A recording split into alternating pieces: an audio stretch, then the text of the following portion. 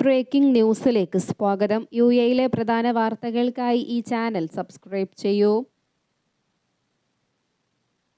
രാജ്യത്ത് പുതിയ അധ്യയന വർഷം ആരംഭിക്കുന്നതിന് മുന്നോടിയായി റോഡ്സ് ആൻഡ് ട്രാൻസ്പോർട്ട് അതോറിറ്റി വിദ്യാർത്ഥികളുടെ സുരക്ഷ ഉറപ്പാക്കാനായി ട്രാഫിക് സുരക്ഷാ പദ്ധതികൾ നടപ്പിലാക്കുന്നു.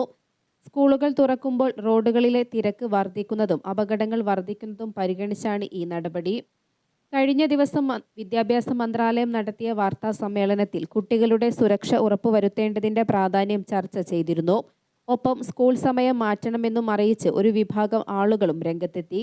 തുടർന്നാണ് റോഡ് സുരക്ഷ ഉറപ്പാക്കാനുള്ള നടപടികൾ നടത്തുന്നതായി അറിയിച്ചത്.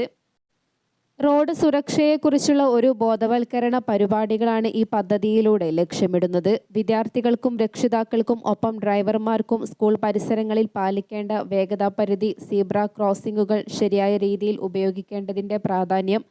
മുൻ വർഷങ്ങളിലും ഇത്തരത്തിൽ ബോധവൽക്കരണ പരിപാടികൾ നടത്തിയിട്ടുണ്ടെങ്കിലും അപകടങ്ങൾ വർദ്ധിക്കുന്നതായാണ് കണക്കുകൾ വ്യക്തമാക്കുന്നത്.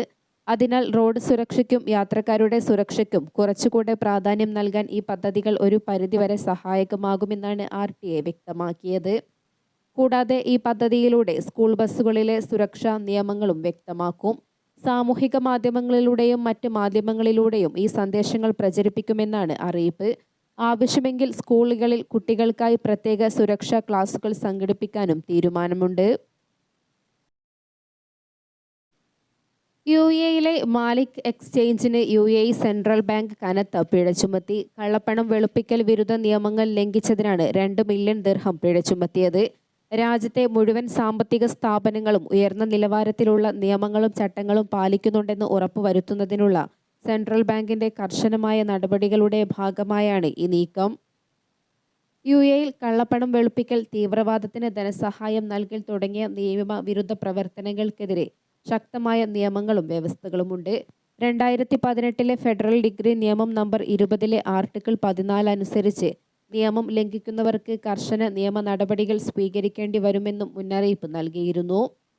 Malik exchange customer due diligence നടപടിക്രമങ്ങളിൽ വീഴ്ച വരുത്തിയെന്ന് അന്വേഷണത്തിൽ കണ്ടെത്തിയതിനെ തുടർന്നാണ് ഈ നടപടികൾ.